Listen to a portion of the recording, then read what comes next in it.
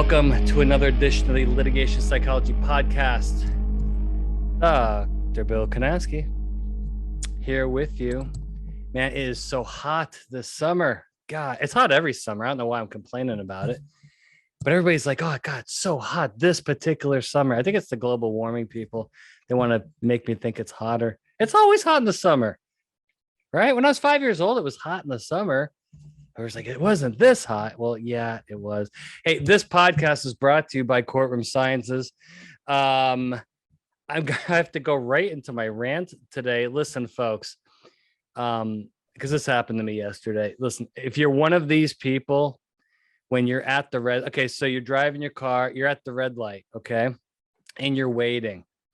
Okay, this is not the time to be on your cell phone. Okay, I work in the transportation. I'm very anti cell phone use in cars.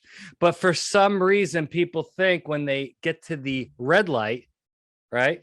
Now it's okay to pick up your phone and start texting, right? Or looking at the score or watching it. No, people, no. You're still in your car. So of course, the person in front of me yesterday, right? Staring at the phone, light turns green. Guy just sits there. Everybody's beeping, right? It's a long line in a turn lane.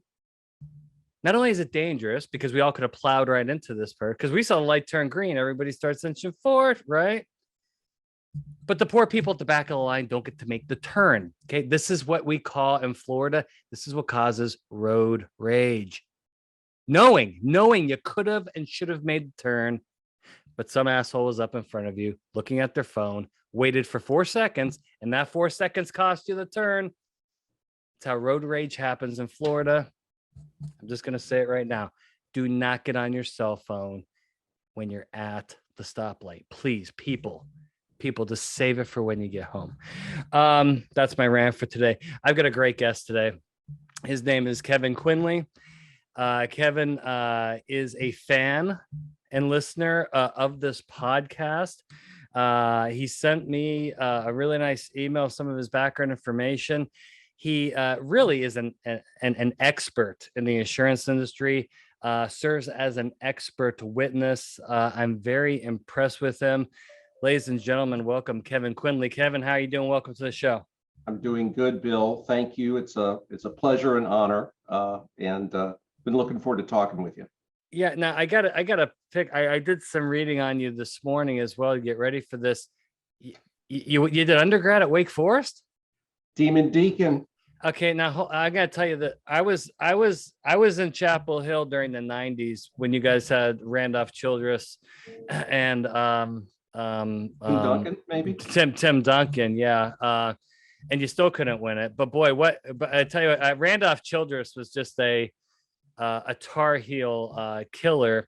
But true fact about Wake Forest, which my kids even asked me, like no one really understands this. But when I was at UNC, they made you take a history class. Okay, this was required to graduate. You had to take a state of North Carolina history class. So and there's a couple different you could take. I picked the research, like the history of the Research Triangle Park, right? Which is Raleigh, Durham, Chapel Hill, the Triangle. That's what they called up there. And through this history class, they had taught me that Wake Forest was located in Wake Forest, North Carolina, which is in the Triangle. But then when Wake Forest didn't get invited by NC and UNC, NC State, and Duke to really participate in the it wasn't a square, it was a triangle. Wake Forest literally picked up all their shit and moved 90 minutes away to Winston-Salem. Am I pretty accurate on this, Kevin? Yes. A story that ties into that.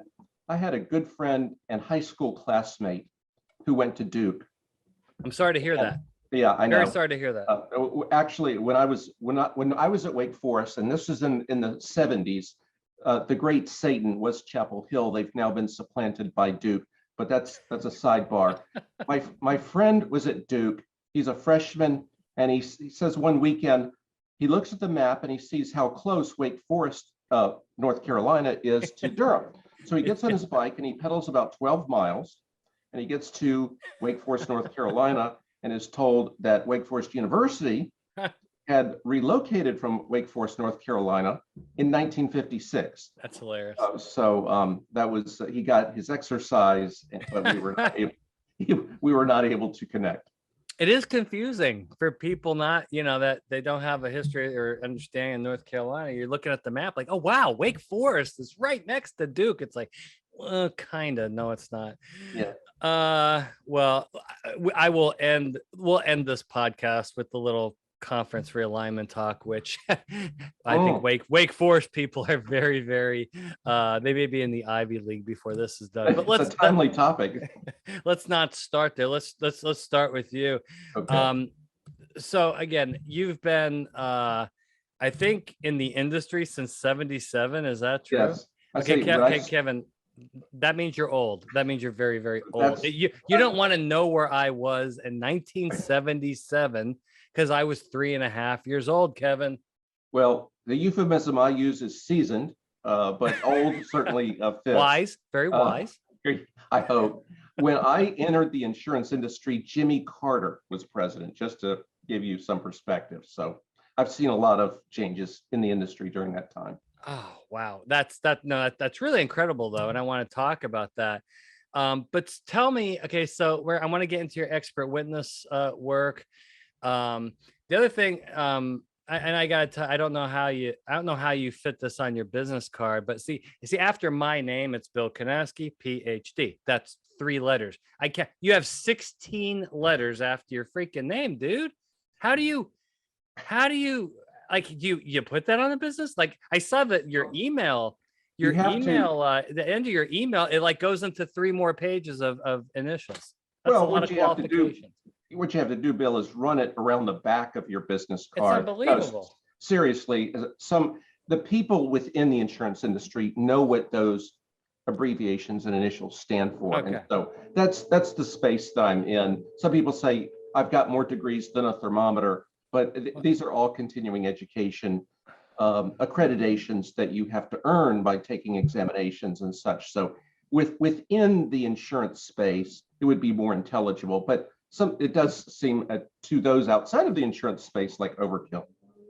Well, it makes me feel inadequate. I can tell you that.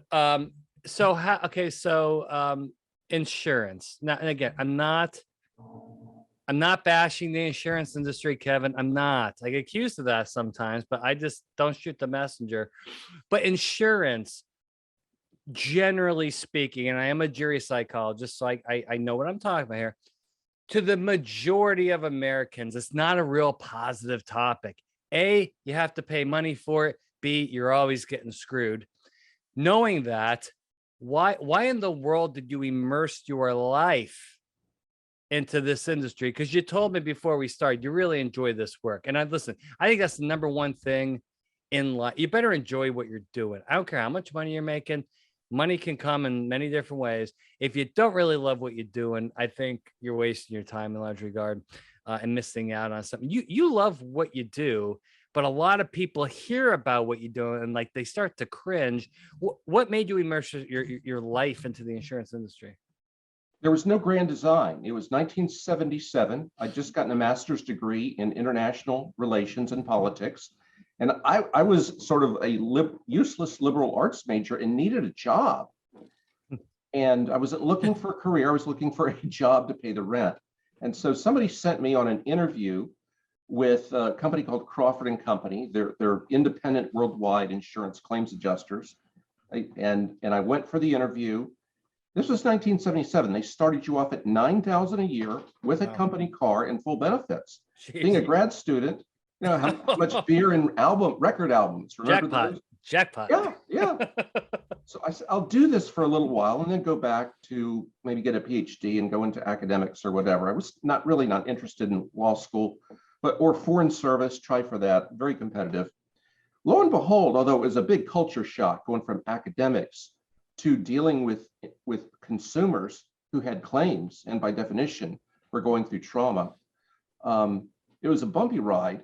But I started to enjoy the work and the challenge and the fact that through handling insurance claims, I could learn about multiple subject matter domains: law, medicine, engineering, crashes, negotiation, human behavior, that I could devote my career to this and never stop learning. So if you're a lifelong learner, Yeah. I think is a mega skill as we move into the 21st century. I think I saw that the barrier to entry into claims was not what it was to say law or foreign service. Yeah. So it became, maybe this is not a bridge to going back to academics or foreign service. Maybe this is a career path. And after a few years, I got promoted and had succeeding levels of responsibility. And so I never planned to be an expert witness either. And that was a transition. I sort of had a parallel career while I was in claims. I started writing for professional journals, and I started being invited to speak at conferences, and I developed sort of a body of work. And then in the early 2000s, I started getting unsolicited overtures from law firms because of my industry visibility to serve as an expert witness. I had no idea. I had to turn them down most of the time because I had a demanding corporate job. So, and then it came to pass, after 30 some years in the corporate world, and turning down a lot of these cases, and my wife saying, "Would you ever consider doing this full time?" No, could never leave the corporate womb. I took a deep breath in late 2011 and voluntarily stepped out of a corporate role. Said, I'm going to try this full time. It was terrifying. And I have to say, it's so far, knock on wood, it's worked out great. There's some parts of the job I don't like, but I love being self-employed. I love being able to sort of monetize whatever expertise I have into assisting people in evaluating insurance claims and whether they were handled appropriately. That's really an amazing background. I know that you're well published, that you speak a lot to groups, and it's really impressive. Now let's talk about the expert, your role as an expert witness. We exchanged some emails earlier this week, and I kind of like the slant you took on your email, because you essentially said there's a lot of mistakes people make when hiring experts. And I know for a fact, and this is somewhat related, particularly when you're talking about things like nuclear verdicts, settlements that are way too expensive.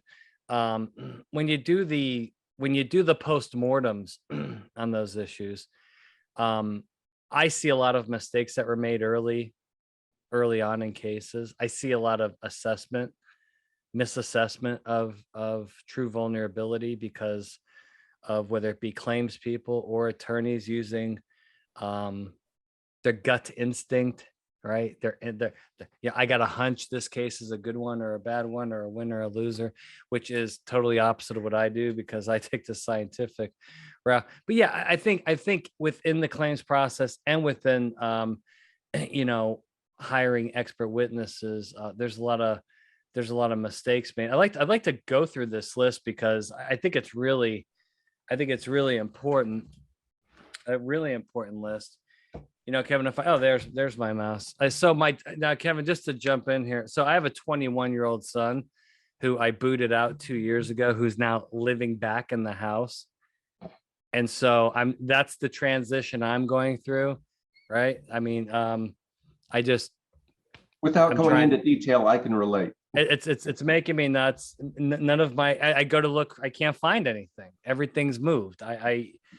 It's taken over. It's really unbelievable. It's like you have kids and then they grow up and then you still have kids. The boomerang effect. They don't go anywhere. Let's go to this list.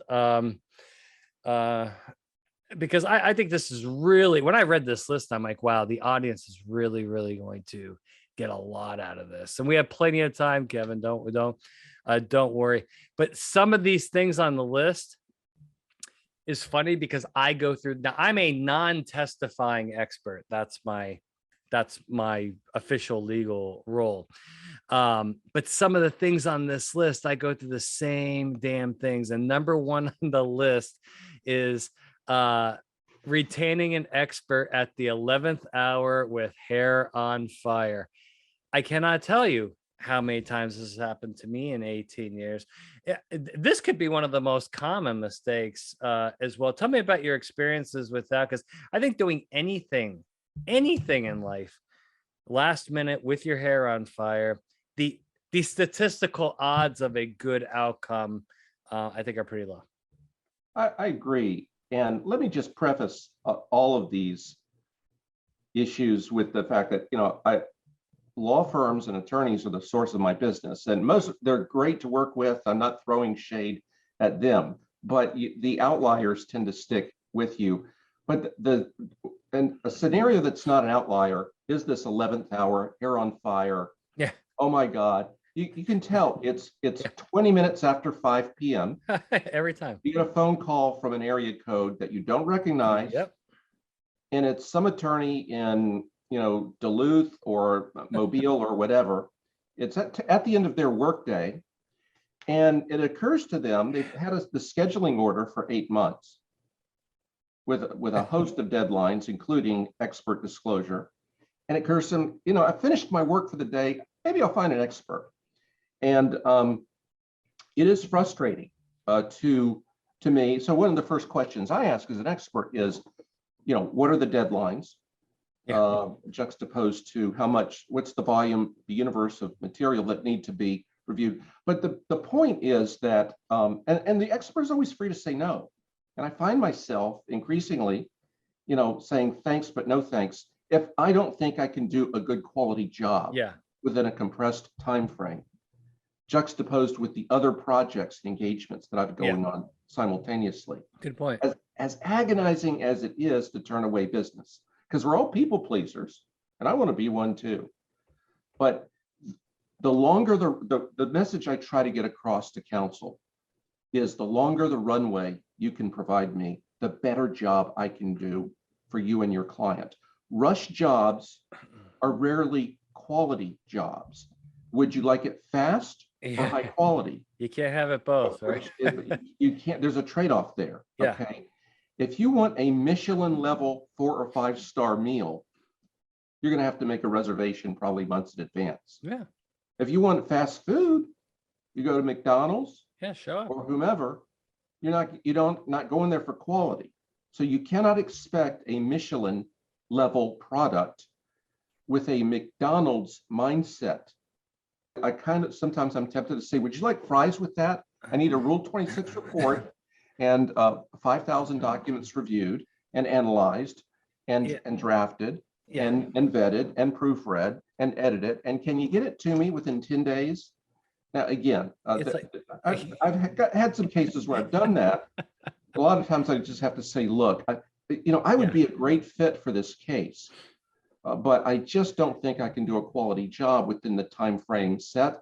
I thank you for considering me, and I hope you understand. And usually they do. And it's agonizing to say no to business, but worse is if you say yes, then find out you're doing a crappy. It's your name on that report, and it's you on an island when that red light goes on, and you have to raise your hand and swear. There's not much that your attorney, they're not representing you. They hired you, but they're not representing you. You're on you got to defend yourself. And if you do a crappy job, that's what they, when we were little, they said that's going to be part of your permanent record, becomes part of your permanent record. So that's a riff and frustration on, and I get it. Sometimes it's because the client, i.e. the insurance company, doesn't want to spend the coin until they absolutely have to. Well, I understand that, as long as you understand that you can find an expert to say whatever you want, but if you want a quality expert who's going to call balls and strikes and do a very good, thorough job, you just can't microwave it. This timing, this has been around forever, Kevin. I point it out a lot. I point it out in papers. I point it out in speeches. Everybody, it's the same, but this, I think, at least, I know you do plaintiff work, you do defense work as an expert, as you should. I do mostly defense work, but man, the plaintiff's bar is totally taken advantage of the misuse of time by the defense and the timeliness of the defense. And the amount of money that leads to we're talking staggering amounts of money in terms of settlement values and damages, much of it due to poor decision making and timing. It absolutely boggles my mind. And here's the thing, we've known about it for a while now. No, not much change.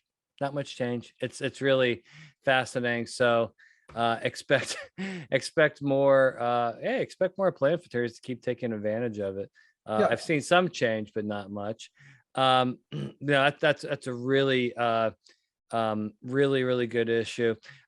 Next on your list is the failure to succinctly frame the key issues for which you need an expert. And so I'm assuming that's when people reach out to you and what they need is somewhat vague and not as specific as you would like.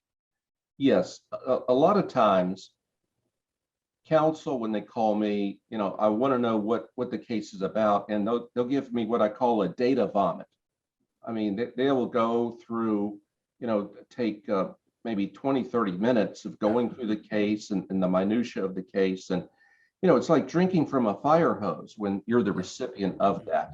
And so, I mean, I think there's a happy medium. You want enough of the broad brush contours of the case to kind of get a feel what it's about, but it would save counsel time and the expert time and save a lot of wasted time if before making that phone call to the expert, counsel could crystallize these are the issues that we need an opinion on, whether it's failure to settle the case when an opportunity arose, whether it's allegedly deficient investigation of a claim, whether it's deficient evaluation of a claim, whether it's wrongful denial of coverage. I mean, there's certain buckets into which an expert like me is called upon.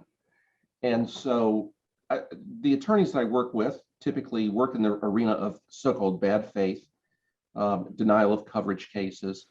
And so it can be frustrating, like nailing Jello to the wall sometimes, to get an idea from counsel, and they may not have thought it through themselves. Do you need a coverage opinion? In which case I may not be the best guy, because that invades the province of the court, makes me vulnerable to some kind of challenge or exclusionary motion. And number three, it's not, they might need a different kind of expert for that. Is it the process? Is it the coverage? Is it a blend? Because you may not get, one expert for the price. You may need a separate expert for some aspect of the case. They may not want to hear that, but I'll tell them that if I feel that way. But it will save everybody a lot of time and unnecessary agony if counsel can say, these are the issues that we need an opinion on. And assuming you can help, and I won't know until I look at the materials. I always emphasize that. I don't know what my opinion will be until I get the materials. Now, based upon what you've told me, I think there's some traction there. Yeah. If I can't help you, I will, before writing any report, I will pick up the phone and we'll talk. But yes, I would say failure or meandering descriptions of the case from womb to tomb, soup to nuts, beginning to end, without a clear idea of why'd you call me and what do you need me to opine on, so that then I can say that is in my wheelhouse, that's in my swim lane, or say this is at or beyond the periphery of what I can deliver. But usually I know of another expert. It's a compact community. I can often recommend somebody. If I can't be the guy or the lady to help, then I think I can give an informed referral for somebody in whose wheelhouse that subject matter domain is. Outstanding. That's going to be very valuable. All right. So, yeah. So obviously want to be as precise as possible with needs. Next on your list, seeking microwaved first call expert opinions. What do you mean by that, Kevin? By that, I mean, when on your first conversation, counsel wants to know what your opinion would be. I hate that. They do it to me all the time. They call me. Here's the 7-minute summary of my case, then the first question is, so what type of jurors am I looking for? And I'm like, I don't know. What? No. It's not that simple. It's like asking a pathologist Yeah. without looking at the body. Yeah. Can you tell me what the cause of death was? In my realm, the body is typically the insurance claim file. It used to be paper, now it's mostly digital, almost all digital. So without looking at the key documents, chief of which includes the claim file, I can't make an informed decision. Again, the best I can do sometimes is to emphasize that, and my engagement letter emphasizes that. I don't know what my opinions are going to be. My time is for sale, but my opinion isn't. I have even had a few cases, Bill, where the law firm says, we're not going to hire you, or the client's not going to hire you, unless you can tell us that you can support our position. And at which point I have to say, well, Godspeed. Yeah. I look to you, because it's the experts who will do that, I think, that give experts a bad name. A bad name. As a, opinion for hire, a whore, et cetera, et cetera. And those exist in every realm, legal as well as expert witness. But to me, it's intellectually dishonest for me to say, I can warrant and guarantee that my opinion will help yours. The best I can do is say, based upon what you've told me, I think there's some traction there. But I'm always tempered that the flattest pancake has two sides. Yeah. And the side that I'm hearing from prospective retaining counsel is typically shaded toward one side. And sometimes you start digging through the documents and you see that there are shades of gray and there's another side. And so that's what I mean by microwaved opinions. Based upon my 7-minute synopsis, can you tell me what your opinions are? And I say, I'm an expert, not a wizard. That's awesome. I'm going to go off script here because I got a really, really good question I think our audience is going to love. Hey, I just want your brutal honesty. That's all I want. The most trouble I get into is when I'm honest with people, because they may not like it, but I'm honest, right? I just want your honesty, Kevin, because I think this is helpful. And I do believe in things like constructive criticism, assuming you have any idea what you're talking. See, it's the people that give constructive criticism that are full of shit themselves. That's where I've got the problem. But if you're qualified to give constructive criticism, I think that's a great thing. You do work for plaintiff attorneys and defense attorneys. Yes. I want to know from your experience, which is decades. In your experience, what do plaintiff attorneys maybe do a little bit better than defense attorneys and vice versa? Because they're wired very differently, Kevin. I do think, at the risk of overgeneralization, the plaintiff firms give you that longer runway. I think they are a little less inclined to wait to the 11th hour, last minute, to retain experts, especially if they recognize that their disclosure deadlines are sooner than the defendant's disclosure deadline. So I think that they are more proactive. If I can, overgeneralization, there are exceptions. So, that's one difference. I think that some plaintiffs firms are a little more insistent on trying to get you to stipulate based upon a phone call, that your opinion can help them when you really don't know. Maybe you can, maybe you can't, but you can't make that assessment without looking at the documents. And so there's that. I think they may be a little less, they're less likely to put let me put it this way, on the defense side, a lot of times they're working for insurance companies, so they may be more inclined to, question bills or question the investment in the case, because there's a mindset of cost control, and I get it. I was a purchaser of legal services and expert witness services for years during my career as a claims executive, and before then a supervisor, a manager, and adjuster.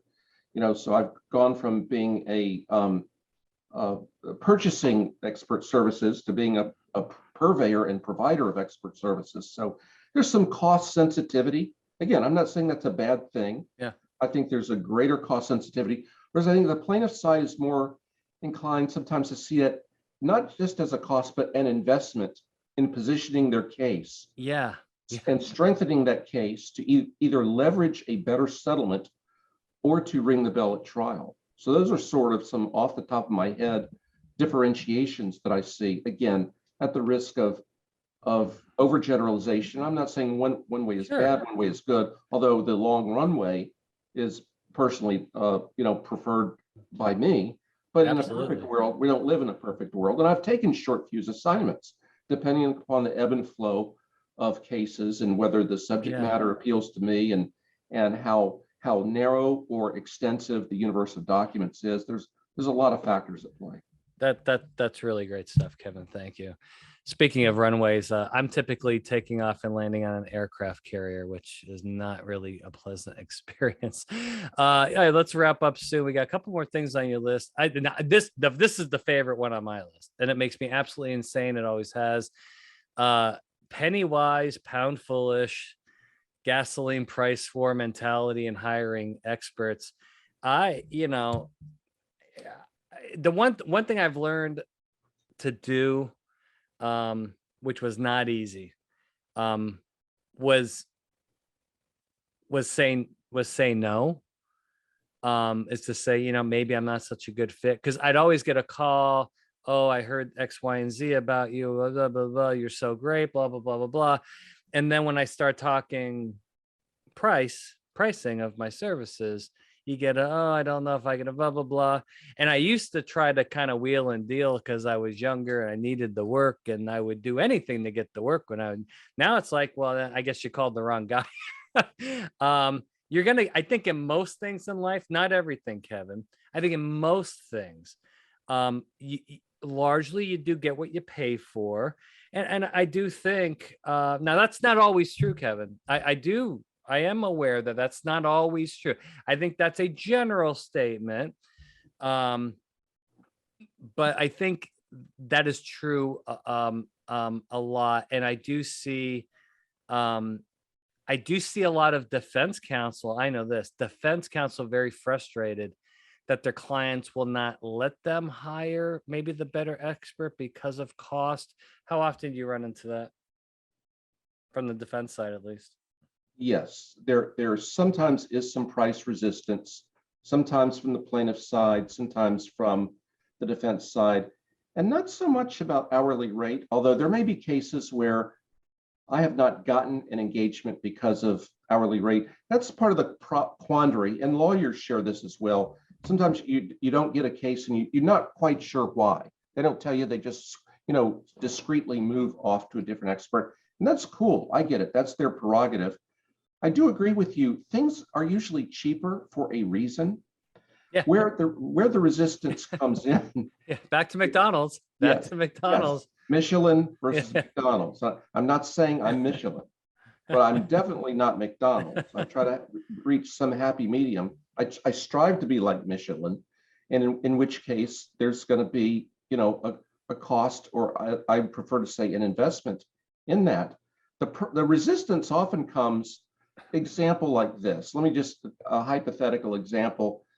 You have a case in Arkansas, plaintiff side case, high stakes case, where they're asking for millions, and they send you 7,000 documents to review, and your initial bill, you're reviewing them furiously, and 10 days after they send you these documents, they're eager to find out what you think about them. This 7,000 documents. Yeah. And you get the first bill, which covers a 30-day span, and it's 10 or 11 grand, and they act like a scalded cat. Oh my God. And they call you and say, what can we do? Yeah. And they're doing the math, because you're just getting into the case. Yeah. What can we do to manage the expenses here? And I say, well, you can settle the case on the cheap. Yeah, there's one idea. You can opt to not send me any more documents. Yeah. In which case there are problems, Mr. Deposition. Have you seen this aspect of the case? You can take the case to you can put a cap on my on what you want me to do and just cut it there. But there's a trade-off, is what I'm saying. There's always a trade-off, and they hate that discussion. But I mean, I'm an expert, you're an expert, we have somewhat different roles. Yeah. I think that discussion is really important up front, don't you? Yes, and another way that they will approach it, and there's nothing wrong with this. Sometimes either at the beginning or when they're into it, they say, well, can you give us a budget? That's really hard for me. I will give them a budget, but it will be heavily caveated, because a lot of times, the famous words, the famous 4 words that every expert hears is, oh, by the way. Oh, by the way, there's supplemental document production. Oh, by the way, there are 3 depositions of fact witnesses that we need you to review. Oh, by the way, there's some motions that you need to review. Here's some case law. And so this is not a job in either of our capacities. We're not making widgets here. Yeah. It's knowledge work. Yep. And there's so many variables that can affect. If I'm doing a 10-page report, that's one thing. But I have some cases where my Rule 26 report is 40 or 50 pages and heavily footnoted with industry resources. So what I'm trying to say in a long-winded way is that I understand the need for a budget, and if I provide one, I try to have various qualifiers and say, this is not a guarantee, this is not a warranty, this is not a not to exceed figure, but this is my best guess based upon right now. But there are a lot of variables that I don't have any control over that you do, or you may not even have control over, regarding the volume of document production. Will I be needed in a deposition or not? Probably only 1 in 3 cases do I go to deposition. 1 in 10 where I go to trial. Is it going to trial? Is it going to deposition? That can materially influence the price tag. So I don't view it as a blank check. But what I try to get across is this is knowledge work. It is not like having your transmission serviced or pumping out widgets. And so I try to sensitize them to that. And most of them, I don't get any pushback or flack. The bigger problem is slow pay. Doing collections. Don't get me started. Letter says payment. Do not get. Don't, Kevin. You're going to ruin my weekend. Stop it. Oh God. So the collections part, which is it's an awkward but unfortunately occasionally necessary part of this job. Yeah, I had an insurance company that took like a year and 2 months to pay a bill. Then they called me again afterwards and wanted something. I said, yeah, sure. And they said, what's the retainer? I go, 100%. What? I go, the retainer is 100% of my fees up front. They're like, we can't do that. I go, well, it took 15 months to pay your bill, you idiot. And in my realm, Bill, the exquisite irony is that my engagement letter sets forth, a 30-day turnaround, which I don't think is unreasonable for payment, and where they're consistently late, and they've engaged me to render an opinion that XYZ insurance company is a company that keeps its commitments and promises. Yeah. I'm saying, am I the only one seeing the disconnect here?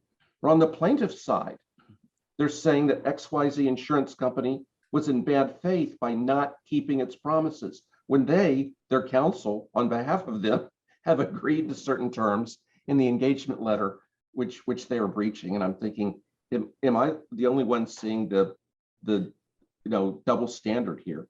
Yeah. Awesome. Last question, then we'll wrap up here. This has been a great podcast. Kevin, you have a lot of experience. You've been exposed to a lot of attorneys. I think a large let's call it a significant proportion of our audience on the Litigation Psychology podcast are younger attorneys, are your 30-something, 40-something attorneys, not necessarily the 50s, the veterans. We have a lot of the 30 and 40 something attorneys. And they don't have a lot of trial experience. What would be, given your experience in the field and the industry too, what would be maybe some just practical feedback or knowledge, given your years of experience, to the younger attorney trying to, either they're probably either just made partner, or they're a very young partner, or they're trying to jump into that partner. You've been exposed to so much of that in your career. Maybe what kind of career advice on things you've seen would you give to that group? Because I think a lot of those folks listen to our podcast and are very interested in your feedback, given the experience you've had over your career. It is a problem. When I worked with attorneys, it was largely product liability defense attorneys, the product liability defense bar, defending pharmaceuticals, medical equipment, et cetera. And it was, and probably still is, a challenge. I knew attorneys in their 40s who had never yet tried a case. Wow. And the difficulty of getting trial experience, because the defendants and or the insurance companies, it's like if you're having surgery, do you want the guy or the lady who's doing it for the first time? You understand that they need to get experience, but let them get experience on someone else's abdomen or someone else's high-stakes pharmaceutical or medical device case. I don't have a pat answer other than to, work your tail off, have a good work product, and see if you can second chair or third chair these partners when cases do go to trial, and by dint of your persistence and the quality of your work product, position yourself to move into that first chair role. And that's not a magic tip, and it may be a very long process to do that. Another avenue that I've seen is, attorneys fresh out of law school who go into some public capacity like public defender or some other kind of capacity where they're getting trial, they're in a courtroom, they're getting trial experience, whether it's on the part of the Commonwealth or the government, or in a capacity of public defender. That may not be the law subject matter that they ultimately want to work in. But I have a friend who wants to do white collar criminal defense, but she's with in the Southern District of California, Southern California district, with the prosecutor's office. And it's not as remunerative as being in private practice, but she has a long-term goal to move to the other side, white collar defense, where I'm sure she can command a high premium. But she's going to get the courtroom experience, or people in public defender, not the most glamorous start, but those people are in court a lot. They're trying cases occasionally. Other than the quality of your work product, the tenacity, and being third chair, second chair, making yourself indispensable to where at some point you're first in that batting lineup. That's amazing. Great stuff. Kevin, thank you so much for being on the show. This is a lot of really awesome information. I don't know what's, I don't know. Tobacco Road may be dead. I guess ESPN and the Big 12 may kill these, the Wake Forest, NC State, Duke, North Carolina. Those four schools are really close, and to break that up would be a damn shame. And I don't know what the locals down there are saying. I haven't talked or up there. I'm in Florida now, but it would just be a damn shame, wouldn't it? It would. And I don't know where the smaller players, like Wake Forest, or, a Rice or some of those. SEC's not courting them to join. No. Wake Forest goes to, it's the whole traditions are being shattered. And it started, when the ACC admitted, when Maryland leaves the ACC and like Boston College and Syracuse come in, a founding member of the ACC. Yes, it just didn't seem right. And now, of course, the paradigm is just shattering. It has good and bad features. It's something that there'll be just one conference or two mega conferences. I don't know, but the smaller schools, I mean, other than, I think Rice, Wake is the smallest Division I school with athletic program, and with a enrollment of 4,000 or 5,000 people. It's hard for them to compete within the ACC. So I don't know if they're going to be, it's all about money now. Whatever the question is in college sports, the answer is money. And it's all about the money. And I'll close on one of my favorite bands in college, a band called REM. Yeah, REM is a great band, and they had the song, and the song is called, "It's the End of the World as We Know It, but I Feel Fine." Well, Kevin Quinley, thank you so much for being on the show. This was terrific. To our audience members, spread the word about the podcast, getting it out there. You want to be a guest? That is possible. Maybe I'll think about it. Contact me. But we love doing the podcast. We like getting the word out there. We like educating people, and we like to make you laugh too. So, Dr. Bill Kanaski, this is the Litigation Psychology Podcast. We will see you next time.